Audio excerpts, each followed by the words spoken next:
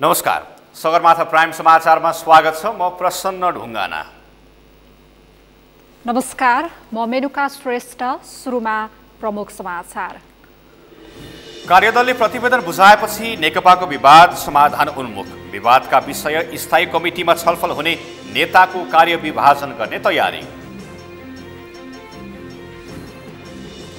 आज थप 3 जना कोरोना संक्रमितको मृत्यु। काठमाडौँ उपत्यकामा 166 सहित 818 संक्रमित थपिए। 281 जनाले कोरोनालाई जिते। संक्रमितको स्रोत पत्ता नलाग्दा जोखिम पनि बढ्दै। सीमा नाकाबाट हुने आउजाउ रोकिएन। भारतबाट आउने नागरिक सोझै परिवारको सम्पर्कमा।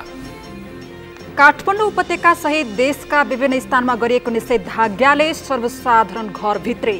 कोरोना नियन्त्रणमा अन्य प्रभावकारी कदम चाल्न सुझाव। र बढ्दैछ बाढी पहिरोको विपत्ति। राप्ती नदीले वर्षेनी कटान गर्दै सुन्द्रावती, कजवेले, दोलखा, सिंगटी।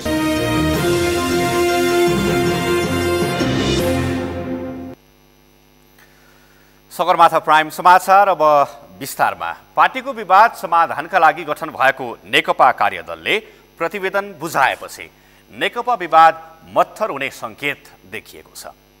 पार्टीमा बुझाएको प्रतिवेदनमाथि स्थायी कमिटीमा छलफल गर्ने नेकपाको तयारी छ। कार्यदलको प्रतिवेदनका आधारमा पार्टी एकता जोगाउने निर्णय हुने नेताहरूले बताएका छन्। अमृतराज काफ्लेको रिपोर्ट। पार्टी विभाजनको संघारमा पुगेको भनिएको नेकपा विवाद तत्कालका लागि समाधान उन्मुख देखिएको छ। विवाद समाधानका लागि नेकपा सचिवालयले अनुमोदन गरेको कार्यदलले प्रतिवेदन बुझाएपछि त्यसमाथि छलफल गर्ने तयारी नेकपाको छ। पहिला सचिवालयमा छलफल गर्ने अनि स्थायी कमिटीबाट आवश्यक छलफल गरेर निर्णय लिने नेकपा नेताहरूले जनाएका छन्। पार्टीभित्र देखिएको विवाद समाधानका लागि तुलनात्मक रूपमा अध्यक्ष प्रचण्डले बढी भूमिका खेलेको प्रचण्ड पक्षका नेताहरूको दाबी छ। बहुमत सदस्यहरू आफूसित हुँदा र बहुमत सदस्यहरूले निर्णय गर्नुहोस्, अगाडि बढ्नुहोस्, हामी साथ दिन्छ भन्दाखेरि पनि उहाँले चाहिँ विवेक प्रयोग गर्नुभयो। एकपटक स्थायी समितिको बैठकमा बहुमत सदस्यहरूले उहाँलाई कहीँ न कहीँ प्रभोग गर्ने कामहरू गरिरहेका थिए, तर उहाँ यति चाहिँ लचिलो भएर प्रस्तुत हुनुभयो। पार्टी एकताको पक्षमा आफूले निरन्तर उभ्याउनु भएको हुँदाखेरि उहाँको भूमिका पनि महत्त्वपूर्ण छ। देखाइदिन्छु भनेर प्रधानमन्त्रीजीले चाहिँ पहल गर्दाखेरि पनि आफै डुब्ने हुन्थ्यो, देखाइदिन्छु भनेर प्रचण्डजीले आफै पहल गर्न खोज्दाखेरि पनि आफै डुब्ने हुन्थ्यो।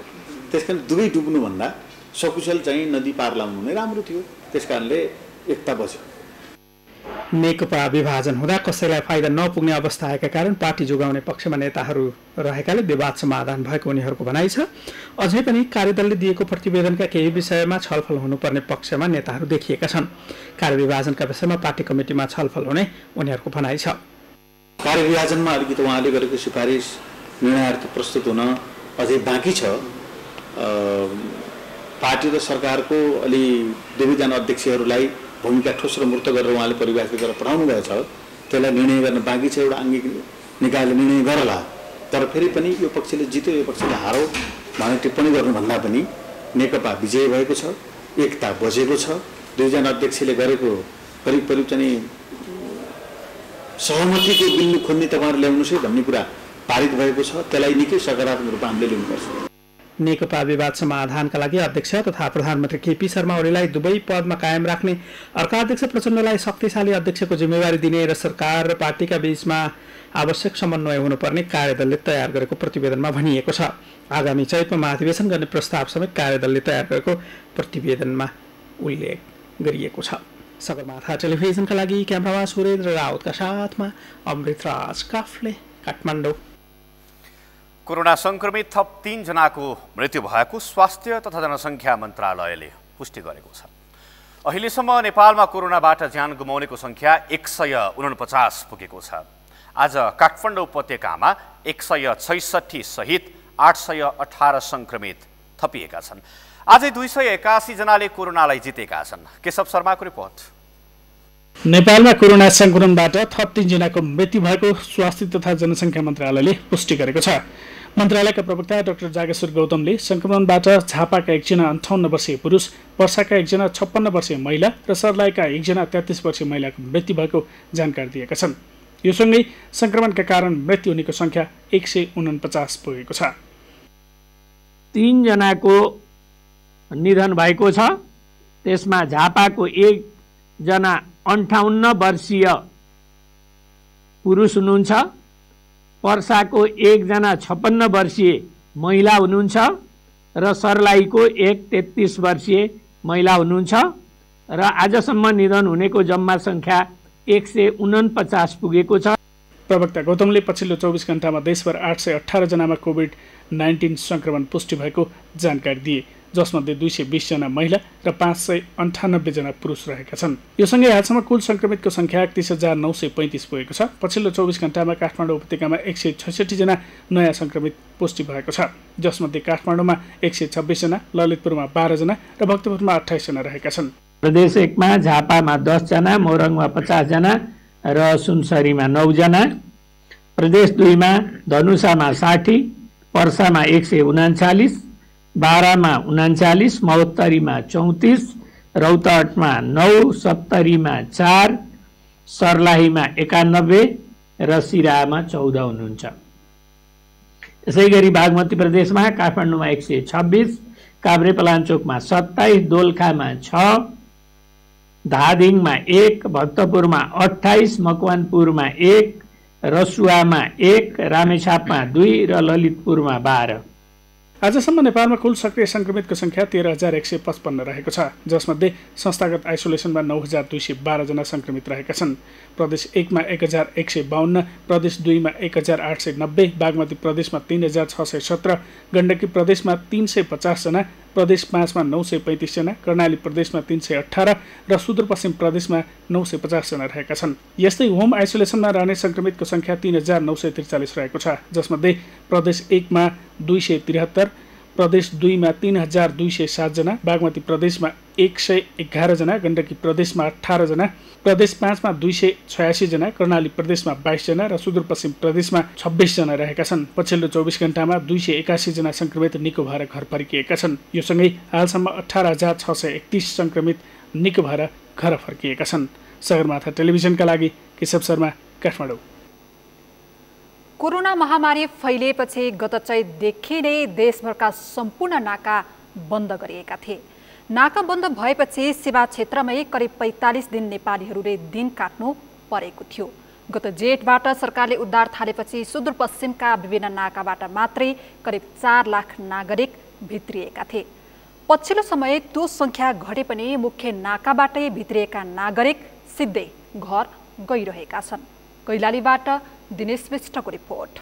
कोरोना महामारीपछि बन्द भएका सुदूरपश्चिमका नाकाबाट नेपालीहरूलाई उद्धार थालेको 3 महिना बितेको छ, तर अहिले पनि भारतबाट स्वदेश फर्किनेको संख्यामा कमी आउन सकेको छैन। भारतमा कोरोना संक्रमणले भयावह अवस्था सिर्जना गरे पनि लकडाउन भने खोलिएको छ। अधिकांश व्यवसाय सञ्चालनमा आइसकेका छन्, तर अहिले पनि नेपाली नागरिकहरू स्वदेश फर्किने क्रम भने जारी रहेको छ। सुरुवाती अवस्थामा दैनिक ज्यालादारीमा काम गर्ने तथा रोजगारी गुमेर समस्यामा परेका नागरिकहरू स्वदेश फर्के पनि पछिल्लो समय परिवारसहित बसेकाहरू नेपाल फर्किरहेका छन्। भारतमा लकडाउन खुले पनि होटलहरू सञ्चालनमा नआउँदा उनीहरू स्वदेश फर्किएका हुन्। पछिल्लो समय फर्किने अधिकांश नेपालीहरू भारतीय होटलमा कार्यरत भएको पाइएको छ। कोरोना महामारीका कारण भारतमा पनि होटल व्यवसाय ठप्प भएपछि उनीहरू स्वदेश फर्किएका हुन्। समस्या भन्दाखेरि अब कोरोनाको हो। अब त्यहाँ मतलब नोकरी गर्थे त मतलब 1/2% पनि मतलब पगार नमिल्ने भयो। अब जस्तो 10,000 छ भने 2-4 हजार रुपियाँ दिएर मतलब त्यस्तो गर्ने, त्यसले भाडा पनि नपुग्ने हुनाले अब फ्यामिली भए हुनाले 5 महिना त हामी ढुक्यौँ कसरी पनि। अब गुजारा नहुने भयो, फेरि घरबाट पैसा मगाएर पनि हामीले घरमा। त्रिनगर नाकाबाट आफ्नो घर जाने सुदूरपश्चिमका बासिन्दा धम्माधम प्रवेश गरिरहेका छन्। झण्डै 3 महिनामा लाखौं सुदूरपश्चिमका बासिन्दा यो नाकाबाट प्रवेश गरेको जनाइएको छ। अहिले पनि दैनिक 200 देखि 500 सम्म व्यक्तिहरू नाकाबाट प्रवेश गरिरहेका छन्। जिल्ला प्रशासन कार्यालय कैलालीले बिहिबार रातिदेखि कैलालीमा निषेधाज्ञा जारी गरेको छ।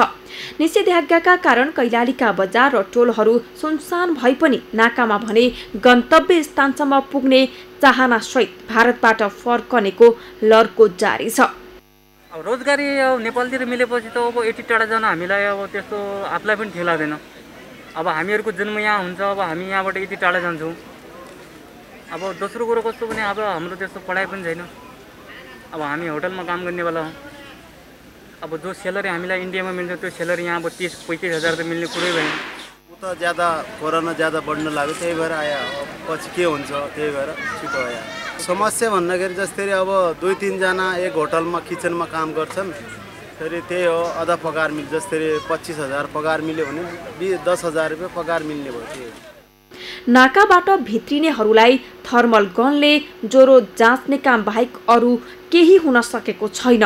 सुरक्षाकर्मीहरूले उनीहरूको नाम, जाने स्थानका बारेमा जानकारी लिइरहेका छन्। हालै दैनिक 2 देखि 500 को हाराहारीमा आइरहे पनि चाडबाड नजिकैसँगै आउने क्रम अझ बढ्ने आकलन गरिएको छ। अहिले अधिकांशलाई होम क्वारेन्टाइनमै बस्ने गरी घर पठाइन लागेको नाकामा खटिएका स्वास्थ्य कर्मीले बताएका छन्। यो इन्डियाको तारिख अनुसार अहिले चाहिँ अब उताबाट कामदारहरू जो ज्याला गरेर आउनेहरूको अहिले चाहिँ प्रत्येक दिन 200-300 को हाराहारीमा आइरहेका छन्।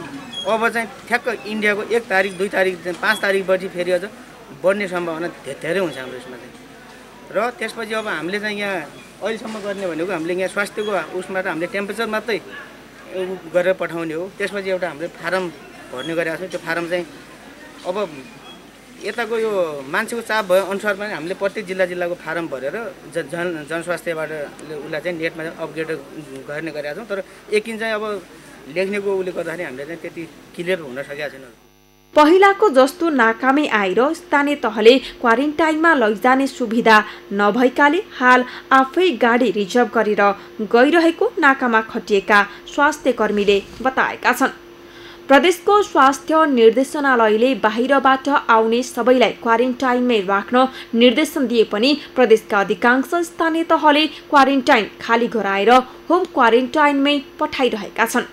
सुदूरपश्चिमका पहाडी जिल्लामा धेरै घरहरू एउटा मात्र कोठा भएका छन्। परिवारका सबै सदस्य एउटै कोठामा बस्नुपर्ने बाध्यता रहेका बस्तीमा जोखिमपूर्ण ठाउँबाट आएकाहरूलाई सिधै घर पठाउँदा संक्रमण पनि समुदायमै विस्तारित हुने जोखिम बढेको छ। त्यसैले अझै पनि सम्बन्धित निकायले आफ्नो जोखिम बढाउने गरी लागू गरेको नीति पुनर्विचार गर्न आवश्यक छ। सगरमाथा टेलिभिजनका लागि कैलालीबाट दिनेश विष्टको रिपोर्ट। संक्रमण जोखिमको दृष्टिले साउन पहिलो सातासम्म सुरक्षित मानिएको काठमाडौँ उपत्यकामा लकडाउन अन्त्य भएसँगै भुसको आगोसरी कोरोना संक्रमण फैलिएको छ। हिजो र आज मात्रै काठमाडौँ उपत्यकामा 382 जनामा संक्रमण पुष्टि भएको छ। त्यसमा कति एकै घर परिवार संक्रमित छन् भन्ने बारे केही खुलाइएको छैन। तर पछिल्लो केही समय यता एउटै घरका धेरै मानिसमा कोरोना संक्रमण देखिँदा पनि स्रोत पत्ता नलाग्दा जोखिम बढेको छ। सन्तोष बिके थापाको रिपोर्ट। केही समय अघि काठमाडौँको महाबौद्धका एक व्यवसायीको घरमा परिवारका 5 सदस्यमा कोरोना संक्रमण देखियो। भारतको सीतामढीमा विवाह गरेकी महिला वीरगञ्ज हुँदै महाबौद्धमा रहेको माइती आउँदा परिवारका अन्य सदस्यमा कोरोना फैलियो। त्यसअघि पर्साको वीरगञ्ज स्थित एकै परिवारका 17 जनामा कोरोना संक्रमण पुष्टि भएको थियो। सप्तरीका एक 72 वर्षीय वृद्धको कोरोना संक्रमणले मृत्यु भयो। मृत्यु भएका वृद्धकी पत्नी, छोरा, बुहारी र नाति नातिनामा समेत कोरोना संक्रमण पुष्टि भएको थियो। यही भदौ 2 गते काभ्रेपलाञ्चोकको धुलीखेल अस्पतालमा मृत्यु भएकी 98 वर्षीय वृद्धका परिवारका 9 जनामा पनि संक्रमण पुष्टि भयो। काठमाडौँको बुढा नीलकण्ठमा पनि एकै परिवारका 8 जनामा कोरोना संक्रमण देखिएको थियो। तर अधिकांश संक्रमणमा परेकाहरूको स्रोत भने खुल्न सकेन, जसले अझै जोखिम बढाएको छ। अबको हाम्रो मुख्य ध्यान भनेको चाहिँ जुन कन्ट्याक्ट ट्रेसिङमा र सँगसँगै हाम्रो चाहिँ अस्पतालमा दिने सेवालाई चाहिँ कसरी विस्तार गर्ने र भएका अस्पतालहरू सरकारी, गैर सरकारी, प्राइभेट सबै अस्पतालहरूलाई चाहिँ हामीले चाहिँ प्रयोग गरेर कोभिड-19 का बिरामीहरूलाई चाहिँ सेवा दिनको लागि चाहिँ हामीले त्यो किसिमको भूमिकालाई चाहिँ अब चाहिँ बढावा दिनुपर्ने देखिन्छ र यसले मात्रै हामीले चाहिँ रोगको जुन हाम्रो मृत्यु दरलाई घटाउन सक्छौँ र त्यस्तै गरेर चाहिँ हाम्रो यसको सङ्क्रमण दरलाई घटाउनको लागि चाहिँ हाम्रो अबको विधि भनेको त्यो प्रति हाम्रो मुख्य ध्यान अहिलेको जरुरी छ। एकै परिवारका सबै सदस्यमा कोरोना संक्रमण देखिएपछि त्यसले समुदायका अन्य व्यक्तिमा पनि संक्रमण फैलिने जोखिम बढाएको छ, जसका लागि स्वास्थ्य मन्त्रालयले घर बाहिर ननिस्किनु नै मुख्य विकल्प ठानेको छ। किनकि संक्रमण दर यही गतिमा अघि बढे नेपाल सरकारले पनि त्यसको भार थेक्न सक्ने स्थिति छैन। पोजिटिभ भएका व्यक्तिहरू कुनै एउटा अस्पतालमा जाँदाखेरि त्यहाँ सेवा नपाएर विभिन्न अस्पताल धाउनु परेको देखिरहेको छ। त्यही दृश्यहरू देखिरहेर त्यो अवस्थाहरू देखिरहेर स्वास्थ्य तथा जनसङ्ख्या मन्त्रालयले सबै किसिमका अस्पतालहरूमा कोभिडको व्यवस्थापन गर्ने गरी अस्पतालहरूको व्यवस्था गर्नुपर्ने, बेडहरूको व्यवस्था गर्नुपर्ने भनेर हामीले निर्देशन गरेका छौँ। संक्रमणको जोखिम बढिरहँदा संक्रमितको संख्या पनि उल्लेख्य बढेको छ। तिनै संक्रमित मध्ये मृत्यु हुनेको दर पनि बढेको छ। विश्वका केही देशले कोरोना नियन्त्रणमा प्रभावकारी कदम चालेर कोरोनामाथि जित हासिल गरेका छन्, तर नेपाल सरकारले भने प्रत्येक दिन परीक्षण गर्ने र त्यसको तथ्याङ्क सार्वजनिक गर्ने बाहेकका काम गर्न सकेको छैन। लकडाउनका 120 दिन त्यत्तिकै गुजारेको सरकारले अहिले 45 भन्दा बढी जिल्ला कतै निषेधाज्ञा त कतै सिल त कतै लकडाउन नै गरेको छ। तर यो बीचमा आवश्यक पर्ने पूर्वाधार निर्माणमा के कति प्रगति भयो भन्ने सरकारले सार्वजनिक गर्न सकेको छैन। यसर्थ नागरिकलाई घरभित्र थुने बापत सरकारले संक्रमितका लागि नभई नहुने आइसियु, भेन्टिलेटर, अक्सिजन जस्ता पूर्वाधार निर्माण नगरे प्रतिबन्ध खोलिएको भोलिपल्ट फेरि पनि संक्रमण फैलिने क्रम रोकिने छैन। तर सरकार पूर्वाधार निर्माणमा भन्दा पनि अस्पतालमा बिरामी भर्ना गर्नु पूर्व बिरामीले मन्त्रालयको सिफारिस लिएपछि मात्रै उपचार पाउने विवेकहीन निर्णयमा उत्रिरहेको छ, जसले सरकारको नियत र नागरिकको नियति झल्काइरहेको छ। सगरमाथा टेलिभिजनका लागि क्यामेरामा प्रकाश कुँवरका साथमा सन्तोष विके थापा, काठमाडौँ। सगरमाथा प्राइम समाचारमा अब एकैछिन विश्रामपछि काठमाडौँ उपत्यका सहित देशका विभिन्न स्थानमा गरिएको निषेधाज्ञाले सर्वसाधारण घरभित्रै कोरोना नियन्त्रणमा अन्य प्रभावकारी कदम चाल्न सुझाव। सवारी चालकमा कोरोना पुष्टि भएपछि सुदूरपश्चिम प्रदेशका मुख्यमन्त्री भट्ट होम क्वारेन्टाइनमा, डोटीमा ल्याइएको PCR मेसिन 6 दिनमै बिग्रियो। र बढ्दैछ बाढी पहिरोको विपत्ति, राप्ती नदीले वर्षेनी कटान गर्दै सुन्द्रावती कजेबेले दोलखा सिंगटी सडक जोखिममा।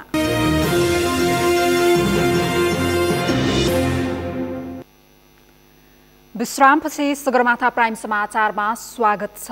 अब बाँकी समाचार। लकडाउन अन्त्य भएपछि काठमाडौँ उपत्यकामा दैनिक औसत 200 हाराहारी मानिसमा कोरोना संक्रमण पुष्टि भयो। त्यस लगत्तै उपत्यकाका तीनै जिल्लामा भाद्र 4बाट जारी गरिएको निषेध आदेश कायमै छ। निषेध आदेशपछि अधिकांश नागरिक कर्तव्य पालना गरेर घरभित्रै बसेका छन्। तर के सरकारले निषेध आज्ञापछि आफ्नो दायित्व पूरा गरेको छ त? निषेध आदेशपछि काठमाडौँ उपत्यकामा कोरोना रोकथाम कति प्रभावकारी भयो त? पुष्कर खदेवडाको रिपोर्ट। काठमाडौँ उपत्यकामा कोरोना संक्रमित एवं मृतकको संख्या बढ्दै गएपछि निषेधाज्ञा गरिएको आइतबार चौथो दिन कोरोनाको हट स्पट बनेको उपत्यकालाई संक्रमण मुक्त बनाउन भन्दै निषेध आदेश जारी गरिएपछि उपत्यकामा सवारी साधन र मानिसको चहलपहल ठप्प प्राय छ।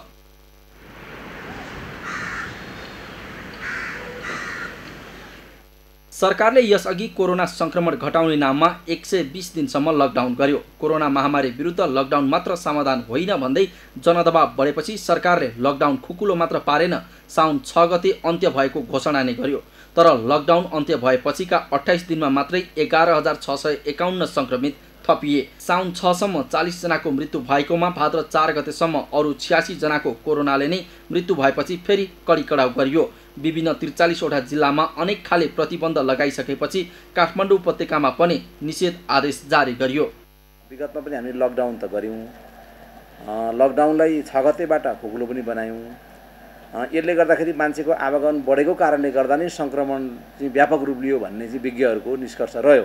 त्यस कारणले गर्दाखेरि अब अहिले यसको विकल्प भनेको अथवा यसको चाहिँ उपाय भनेकै आवागमन मान्छेको हिन्डुललाई ठप्प पार्ने नै भएको कारणले गर्दा हामीले यसको यो 17 बुँदे हाम्रो जुन आदेश छ यसको उद्देश्य भनेको अत्यावश्यक कामभन्दा बाहेक मानिसहरू बाहिर ननिस्किउन्, अत्यावश्यक सेवा सञ्चालन गर्ने सवारीभन्दा बाहेक सवारी साधन नगुडुन् र मान्छेको आवागमन चाहिँ ठप्पै होस्, ठप्पै पार्नुपर्छ भन्ने हिसाबले हामीले यो जारी गरेका छौँ र यो विगतको भन्दा अलिक फरक पनि छ। कोरोना संक्रमण घटाउने नाममा गरिएका निषेधाज्ञाले भिडभाड बाहेक संक्रमण घटायो त? यो आम प्रश्न बनेको छ। कोरोनाको संक्रमणको चक्र रोक्नका लागि यो प्रभावकारी छ, तर यसको एकतिर जनस्वास्थ्यका हिसाबले एकातिर प्रभावकारिता भइरहँदा अरू पाटोहरू पनि छन्, अरू पाटोहरूलाई पनि विचार गर्नुपर्ने हुन्छ। सरकारले त्यही कुराहरूलाई विचार गरेर यसभन्दा अगाडि भइराखेको बन्दाबन्दीलाई जनस्वास्थ्यका मापदण्ड पालना गर्ने गराउने गरी खुकुलो बनाउँदै गइएको थियो। तर बिचमा जुन दरमा, जुन प्रवृत्तिमा सङ्क्रमणहरू फैलिँदै बढ्दै अगाडि आए, त्यसले गर्दा र हाम्रा चाडपर्वहरूको सन्दर्भमा अलिकति भिडभाड हुन सक्ने र जोखिम बढ्दै जाने सन्दर्भलाई मूल्याङ्कन गरेर पछिल्लो समय बन्दाबन्दी अलिकति टाइट गर्दै लैजाने गरी कामहरू गरिएको हो। निषेधाज्ञाहरू ठाउँ ठाउँ अनुसार भएका हुन्। यसले त्यो ठाउँ विशेषको सङ्क्रमण रोक्नका लागि केही हदसम्म प्रभावकारिता देखाउँछ। कोरोना संक्रमणको ग्राफ घटाउन लकडाउन वा निषेधाज्ञा बाहेक अरू विकल्प भए पनि आम मानिसले त्यसको पालना नगर्दा समस्या भएको सरकारी अधिकारीहरू बताउँछन्। निषेधाज्ञा अथवा बन्दाबन्दी भन्दा बाहेक अरू विकल्पहरू हामीसँग धेरै छन्, जुन चाहिँ तपाईँ हाम्रो व्यवहार नै हो। तपाईँ हामीले गर्ने व्यवहार जनस्वास्थ्यका हिसाबले सुरक्षित तरिकाले हुँदै गए भने कुनै पनि बाध्यात्मक अवस्थाहरू सरकारले अथवा जिम्मेवारी निकायहरूले गर्नुपर्ने अवस्था आउँदैन। स्पष्ट छ, निषेध आदेशले मात्र कोरोना नियन्त्रण हुँदैन। यदि हुने थियो भने काठमाडौँ उपत्यकामा निषेध आदेश जारी भएपछि सङ्क्रमित घट्नु पर्थ्यो। तर दैनिक औसत 200 जनामा सङ्क्रमण पुष्टि भइरहनुले निषेध आदेशको प्रभावकारितामा प्रश्न उठेको छ। यसर्थ निषेध आदेश जारी गरेर जनतालाई घरभित्र थुनिरहेको सरकारले यो बीचमा परीक्षण बाहेकका अरू काम के गर्यो त? यो आम प्रश्न बनेको छ। सगरमाथा टेलिभिजनका लागि पुष्कर खतिवडा, काठमाडौँ। बढ्दो कोरोना संक्रमण दरलाई मध्यनजर गर्दै उपत्यकामा निषेध आदेश जारी गरेको चौथो दिन अघिल्ला दिनहरूको तुलनामा चहल पहल बढेको छ। मुख्य सडक र चोकहरूमा चहल पहल कम भए पनि भित्री गल्लीहरूमा भने मानिसहरू निर्वाध रूपमा आवाज जावत गरिरहेका छन्। तर भित्री गल्लीको चहल पहलले पनि दैनिक ज्यालादारी गरेर जीवन चलाउनेहरूको चुल्होलाई भने सामान्य बनाउन सकेको छैन। कुलचन्द्र विष्टको रिपोर्ट।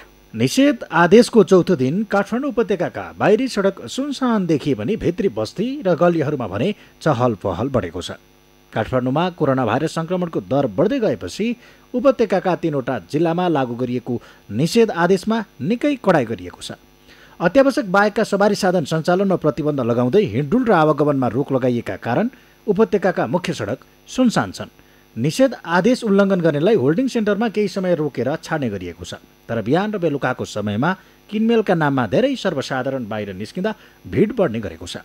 निषेध आदेश लागू गराउन मुख्य सडक र चोकहरूमा सुरक्षाकर्मी परिचालन गरिए पनि भित्री गल्ली र बस्तीहरूमा समूहमा भेला भएर गफ गर्ने र अनावश्यक हिँडडुल गर्ने क्रम रोकिएको छैन।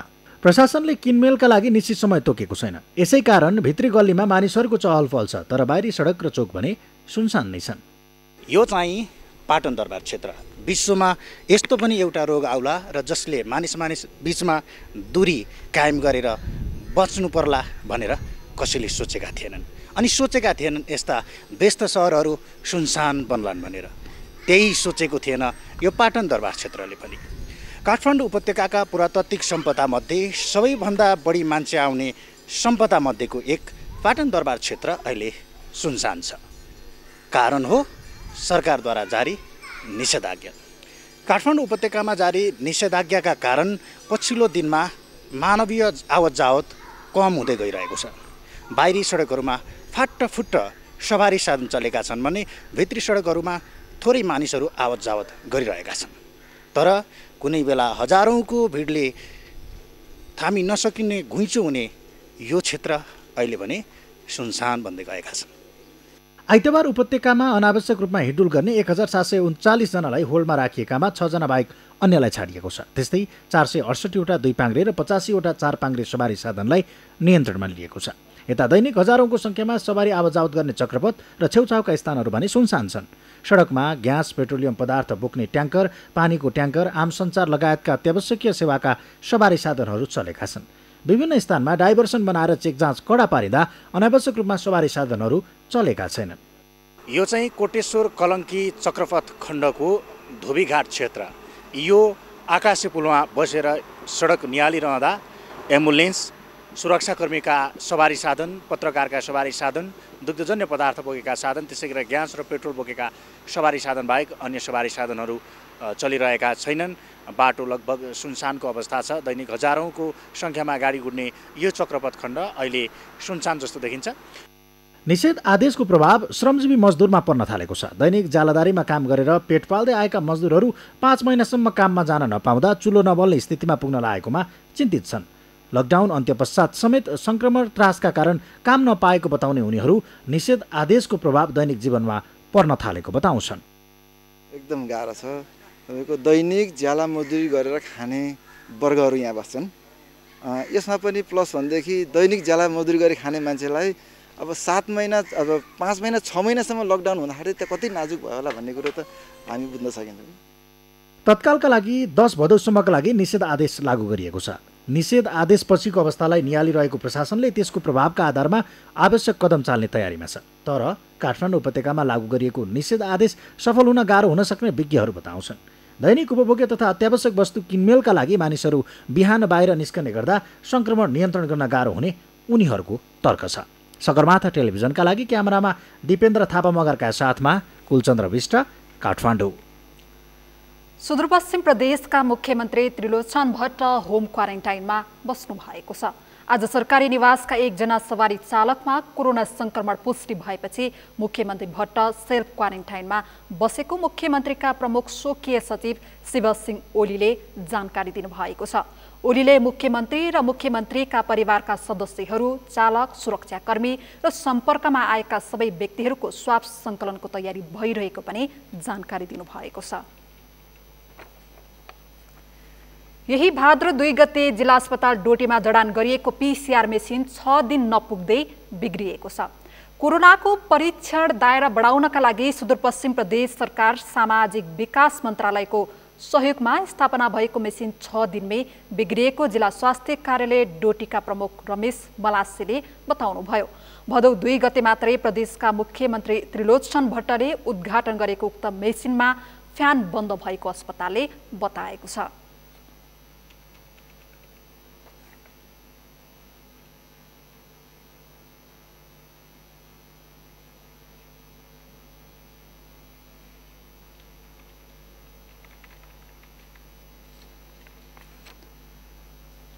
कोरोना संक्रमणले जोखिम बढ्दै गए पनि सरकार लापरवाही बन्दै गएको भन्दै आज सप्तरी सदरमुकाम राजविराजमा प्रदर्शन भएको छ। गजेन्द्र नारायण सिंह अस्पतालमा भेन्टिलेटर र आइसियु भए पनि सेवा सञ्चालन गर्न नसकेको भन्दै प्रमुख प्रतिपक्ष नेपाली कांग्रेसले सरकार विरुद्ध प्रदर्शन गरेको हो। कोरोनाको पीसीआर परीक्षणको दायरा बढाउनु पर्ने तथा लकडाउन र निषेधाज्ञाले समस्यामा परेका विपन्न परिवारलाई दोस्रो चरणको राहत उपलब्ध गराउनु पर्ने सहितका माग राखेको छ। सामाजिक दूरी कायम गरी निकालिएको जुलुसमा कांग्रेस र उसको भातृ संगठन नेवी संघका युवा विद्यार्थीहरूले गजेन्द्र नारायण सिंह अस्पतालको मूल गेटमै 1 घण्टा प्रदर्शन गर्दै सरकारले उक्त मागहरू अविलम्ब सम्बोधन नगरे कडा आन्दोलनको चेतावनी दिने बताएका छन्।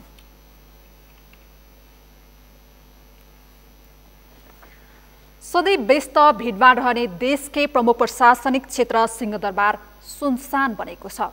कोरोना संक्रमित बढ्दै गएपछि उपत्यकामा लगाइएको निषेधाज्ञाका कारण सिंहदरबार सुनसान बनेको हो।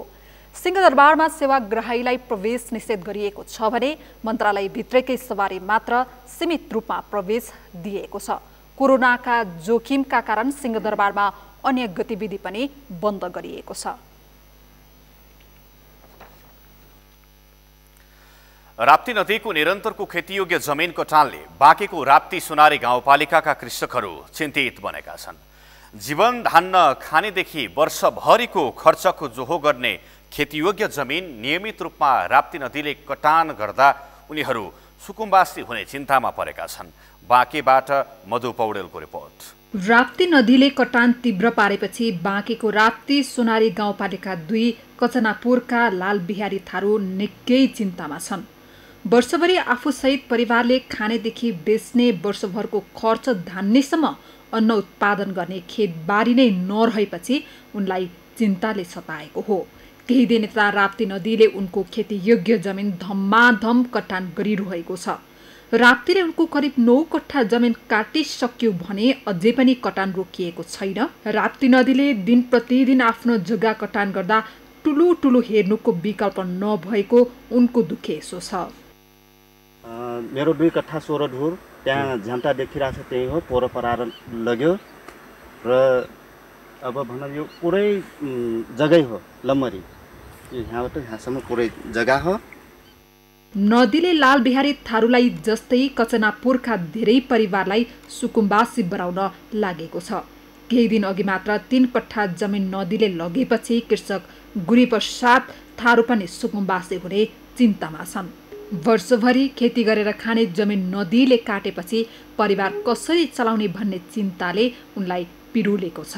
3 कट्ठा जमिन काटेको छ मेरो, यो सब नदीले लगिदियो। के गर्ने यस्तै अब त्यो नदीले त लगिदियो। अब अलि त्यो धान भएको थियो, अलि राँगालाई अब त्यो काम लगाम भन्ने सोचमा गरेको त्यो राँगा भैँसीलाई खुवाइरहेको छ। अब के गर्ने। लालबिहारी र गुरीप्रसाद जस्तै करिब 35 घर परिवारको जमिन राप्ती नदीले काटेर लगिसकेको छ। अहिलेसम्म नदीले करिब 25 बिघा जमिन कटान गरेर सिद्ध्याइदिएको छ। राप्ती नदीबाट साबी कचनापुर गाविसका अधिकांश गाउँहरू प्रभावित बनेका छन्। गाउँको पश्चिम क्षेत्र, डुबान र पूर्व क्षेत्र कटानको समस्यामा छ। स्थानीय स्तरबाट सामान्य रोकथाम हुन सक्ने भए पनि दीर्घकालीन समस्या समाधानका लागि सङ्घीय सरकारको बजेट आवश्यक पर्ने राप्ती सोनारी गाउँपालिका 3 का वडा अध्यक्षको भनाइ छ। यसको मुख्यतः सङ्घीय सरकारले राप्ती नदी नियन्त्रणको एउटा परियोजना नै बनाएर एउटा प्रोजेक्ट नै सञ्चालन गरेर यो चाहिँ रोकथाम हुन सक्छ। यसको दुवैतर्फ पक्की तटबन्धन गरेर अलि ठुलो लगानीमा चाहिँ यो गर्न सकियो भने मात्रै यो राप्ती नदी नियन्त्रण हुन सक्छ। अन्यथा अब हाम्रो तहबाट हामीले सामान्य रोकथाम बाहेक अरू गर्न सक्ने अवस्था छैन। 3-4 वर्षको अन्तरालमा यसले 25 बिघा जति जग्गा चाहिँ यसले कटान गरिसकेको छ, जसमध्ये तपाईँको 30-35 घरलाई यसले चाहिँ पुरै चाहिँ जग्गा विहीन बनाइ। प्रभावित क्षेत्रमा निरीक्षणका लागि जाने जनप्रतिनिधिसँग पनि कटान नियन्त्रणका लागि कुनै ठोस योजना छैन। उनीहरू नदीले वर्षेनै जनताको खेती गरेर खाने जमिन नदीले काटेर लैजाँदा पनि केही गर्न सक्ने अवस्थामा नरहेको बताउँछन्। अब यसमा योजनाको कुरा गर्ने हो भने यो सङ्घ प्रदेश भन्दा पनि राष्ट्रिय स्तरको पनि यसमा सरकारले निगरानी नगरेसम्म यो चाहिँ सम्भव पनि छैन। यस किनभने यो ठुलो लगानी छ यसको। अनि त्यही पनि हामीले सानोतिनो लगाएर पनि सामान्य तत्काल के चाहिँ उद्धार गर्न सकिन्छ कि तत्काल के रोकथाम गर्न सकिन्छ कि भन्ने हिसाबले हामीले जे जति सानोतिनो रकम लगाउनु 2-4 लाख लगाउनुपर्छ भने हामी लगाउन तयार छौँ। तर त्यतिले मात्रै सम्भव देखिएको अवस्था चाहिँ छैन। गत वर्षभन्दा यस वर्ष अझ धेरै कटान हुँदा गाउँ नै विस्थापित हुने र खेतीयोग्य समिति समाप्त हुने विषय जनप्रतिनिधिलाई पनि थाहा नभएको होइन। तर पनि समयमै ध्यान दिनुपर्ने विषयमा ध्यान पुग्न नसकेको जनप्रतिनिधिहरू नै स्वीकार गर्छन्। पोहोर साल जो अनुगमनमा आएको थियो यस्तै बर्खामा आइयो, पानी पुग्ने यताबाट पनि पुग्ने उताबाट पनि पुग्ने, दुईपट्टिबाट खाइरहेको अवस्थामा आइयो होइन। आइयो, देखियो, केही गर्न सकिएन। यो हामीले गरेर हुने जस्तो केही पनि भएन। गाउँपालिकाको बजेटले यहाँ हुँदा पनि हुँदैन, हुने जस्तो पनि देखिएन। राम भनियो, फर्कियो। स्थानीयबाट तटबन्धको प्रयास भए पनि नदी कटान नियन्त्रण हुन सकेको छैन। हरेक वर्ष कटान क्षेत्र निरीक्षण गर्न राजनीतिक दलका नेता, जनप्रतिनिधि र कर्मचारी पुग्ने गरेका छन्। तर उनीहरूका लागि रमिता सिवाय अर्को उपलब्धि हुन सकेको छैन। वर्षेनी जनताको जमिन नदीले लगेर सुकुम्बासी हुने तर पीडितले राहत नपाउने हो भने 3वटै तहका सरकारको औचित्य के भन्ने प्रश्न उठेको छ। त्यसैले जनतालाई अभिभावकत्व दिएर 3वटै तहका सरकारले आफ्नो औचित्य स्थापित गर्नु आवश्यक छ। सगरमाथा टेलिभिजनका लागि बाँकेबाट मधु पौडेलको रिपोर्ट। डडेलधुरा जिल्लाको चुरे पर्वत श्रृङ्खलाको भित्री मधेस क्षेत्रको परशुराम नगरपालिकाले नदीजन्य वस्तु उत्खननमा रोक लगाएको छ। तर नगरपालिका छेउमा रहेको रङ्गुन नदीबाट भने दैनिक रूपमा उत्खनन भइरहेको छ। नगरपालिकाले उत्खनन विरुद्धको नीति लिए पनि नगरपालिकाका मेयर भीमबहादुर साउदले सञ्चालन गरेको क्रसर उद्योग पनि सञ्चालन भइरहेको छ। डडेलधुराबाट हर्कचन्दको रिपोर्ट। वर्षायामका 3 महिना असार, साउन र भदौमा नदीबाट ढुङ्गा, गिटी, बालुवा सहितका नदीजन्य पदार्थ निकाल्न कानुनले प्रतिबन्ध लगाएको छ। तर परशुराम नगरपालिकाको रङ्गुन नदीबाट दैनिक नदीजन्य वस्तुको उत्खनन भइरहेको छ। परशुराम नगरपालिकाले पनि नदीजन्य वस्तुको उत्खननमा रोक लगाएको छ। तर बर्सातकै समयमा रङ्गुन लगायतका नदी र खोलाहरूमा स्थानीयदेखि ठेकेदारसम्मले ढुङ्गा, गिटी, बालुवा निकालिरहेका छन्। खोलाले धेरै दुःख दिएको छ। हाम्रा खेतका मुख हुन यो गरेका छ। हामी पनि गरिब मान्छे हौँ। यो सरीखनमा धेरै ज्यान गयो, धेरै बाढ पहिराले खेत जग्गा लियो। हाम्रो धेरै दुःख छ हजुर हामीलाई। रङ्गुन नदीमा मोटरेबल पुल निर्माणको ठेका पाएको कम्पनी राजेन्द्र निर्माण सेवाका सञ्चालक तथा परशुराम नगरपालिकाका मेयर भीमबहादुर साउदले अहिले पनि नदी छेउमा क्रसर उद्योग सञ्चालनमै राखेका छन्। पुल निर्माणको कामका लागि स्थापना गरिएको क्रसर उद्योग पुल निर्माण भइसक्दा पनि सञ्चालन भइरहेको छ। त्यहाँबाट दैनिक रूपमा गिटी, बालुवा अन्यत्र सप्लाई हुने क्रम पनि रोकिएको छैन। प्रयोजनको लागि राखिएको क्रसर हामीले यहाँ देख्न सक्छौँ।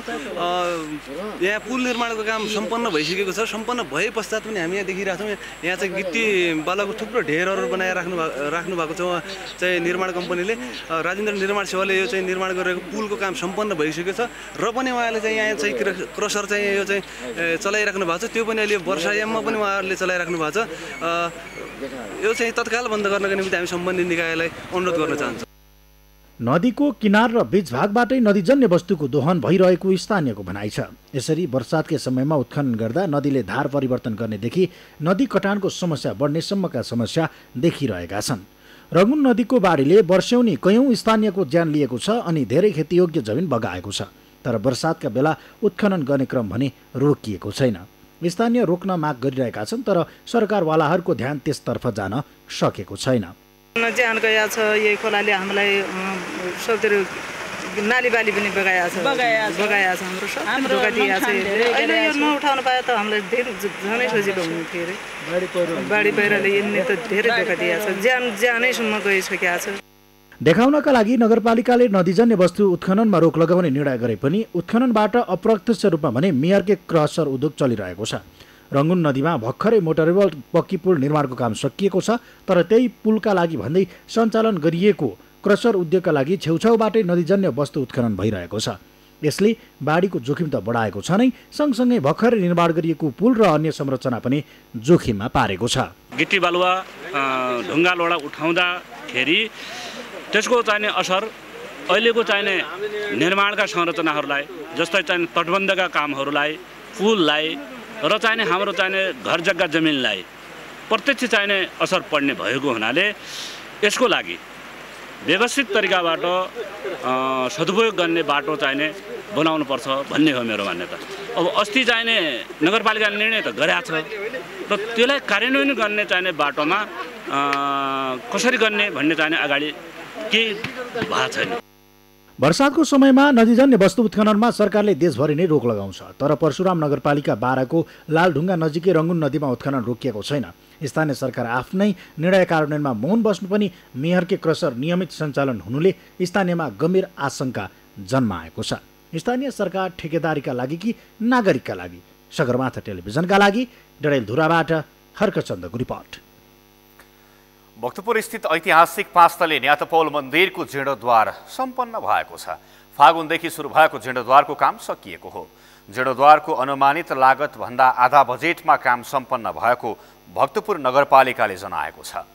सम्पदा पुनर्निर्माणमा स्थानीय उपभोक्ता समिति परिचालन गर्दै आएको नगरपालिकाले न्यातपौलको जीर्णोद्वारका लागि 65,13,000 रुपैयाँ बजेट छुट्याएको थियो। तर नगरवासीको श्रमदानले गर्दा करिब 29 लाख रुपैयाँमा सम्पन्न भएको नगरपालिकाले जनाएको छ। 317 वर्ष पुरानो यो मन्दिर 12 वैशाख 2072 सालमा आएको भूकम्पले क्षति पुर्याएको थियो। भाद्र शुक्ल पञ्चमीका दिनमा मनाइने ऋषि पञ्चमी आइतबार नेपाली नारीहरूले सप्त ऋषिको पूजा र धना गरी मनाएका छन्। ऋषि पञ्चमीमा महिलाले बिहानै उठेर नजिकको नदी, खोला, ताल, तलैया र पोखरीमा गई 365वटा दतिवनले दाँत माझ्ने, गाईको गोबर, माटो र खरानी लगाई स्नान गर्ने गर्दछन्। तर यसपटक कोरोना महामारीका कारण घरमै नेपाली नारीहरूले ऋषि पञ्चमी मनाएका छन्। कोरोना महामारी र उपत्यकामा निषेधाज्ञा लगाएका कारण धार्मिक स्थलहरू सुनसान बनेका छन्। काठमाडौँको पशुपति गोकर्ण, काठमाडौँ महानगरपालिका 12 स्थित टेकु ऋषेश्वर महादेवको मन्दिरमा यसअघि सप्तऋषिको पूजाका लागि विशेष भिड हुने गर्दथ्यो। तर आइतबार पूजाआजाका लागि पुगेका केही भक्तजनहरूले ढोका बाहिरैबाट भए पनि दर्शन गरेका थिए। विशेष गरी हरितालिकाका दिनमा व्रत बसेका महिला तथा रजस्वला भएका महिलाले ऋषि पञ्चमीका दिन सबेरै नदी तथा तलाउमा स्नान गरी पवित्र भई विधि विधानपूर्वक सप्तऋषिका पूजा गर्ने परम्परा छ।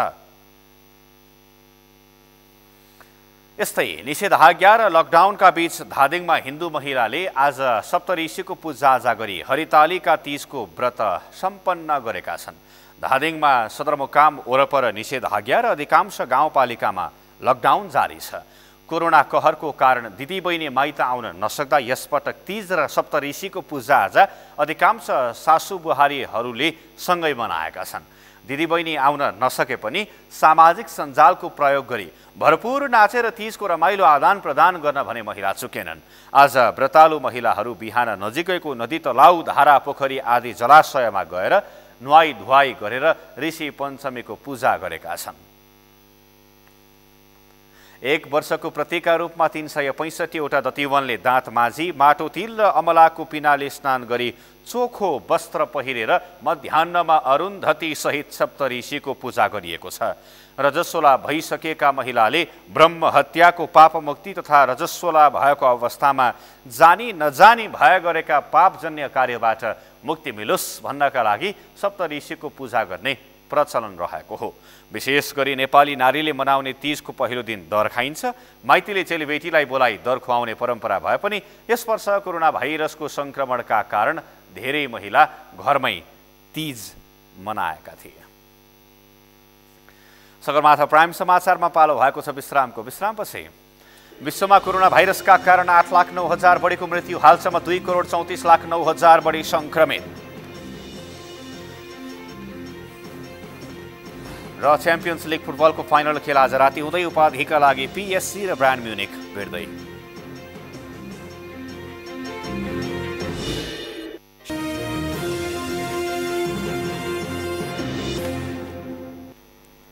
अब पालो अर्थ समाचारको। अर्थ समाचारका प्रायोजक हो आफ्नो विश्वास हो त्रिशक्ति सिमेन्ट। इन्फिनिक्सले 6000 mAh ब्याट्री सहितको हट 9 प्ले नेपालमा ल्याएको छ। मोबाइलको डिस्प्ले 6.82 रहेको छ। हट 9 प्लेमा micro SD card slot, 4GB RAM र 64GB स्टोरेज मेमोरी छ। यो मोबाइल फोन नेपालभर 14,490 मा उपलब्ध रहेको कम्पनीले बताएको छ। यस मोबाइल फोनमा 2GB र 32GB स्टोरेज मेमोरी छ, जुन 11,490 मा उपलब्ध छ, जसको मुख्य ई-कमर्स पार्टनर दराज हो। इन्फिनिक्सको हट 9 प्लेमा 6.82 प्लस सिनेम्याटिक डिस्प्ले जडित छ। अगाडिपट्टिको क्यामेरा 13 MP को हो र यसमा फ्ल्यास पनि छ। पछाडिपट्टिको क्यामेरा 13 MP को हो र ट्रिपल लेड यसमा फ्ल्यास लाइट भएको AI लेन्स छ। यो सँगै हामी सगरमाथा प्राइम समाचारको अन्त्यमा छौँ। अन्त्यमा प्रमुख समाचार फेरि एकपटक। कार्यदलले प्रतिवेदन बुझाएपछि नेकपाको विवाद समाधान उन्मुख, विवादका विषय स्थायी कमिटीमा छलफल हुने, नेताको कार्यविभाजन गर्ने तयारी। आज थप 3 जना कोरोना संक्रमितको मृत्यु। काठमाडौँ उपत्यकामा 166 सहित 818 संक्रमित थपिए। 281 जनाले कोरोनालाई जिते। संक्रमितको स्रोत पत्ता नलाग्दा जोखिम बढ्दै, सीमा नाकाबाट हुने आउजाउ रोकिएन। भारतबाट आउने नागरिक सोझै परिवारको सम्पर्कमा। काठमाडौँ उपत्यका सहित देशका विभिन्न स्थानमा गरिएको निषेधाज्ञाले सर्वसाधारण घरभित्रै कोरोना नियन्त्रणमा अन्य प्रभावकारी कदम चाल्न सुझाव। र बढ्दैछ बाढी पहिरोको विपत्ति। राप्ती नदीले वर्षेनी कटान गर्दै सुन्द्रावती कजवेले दोलखा सिंगटी सडक जोखिममा।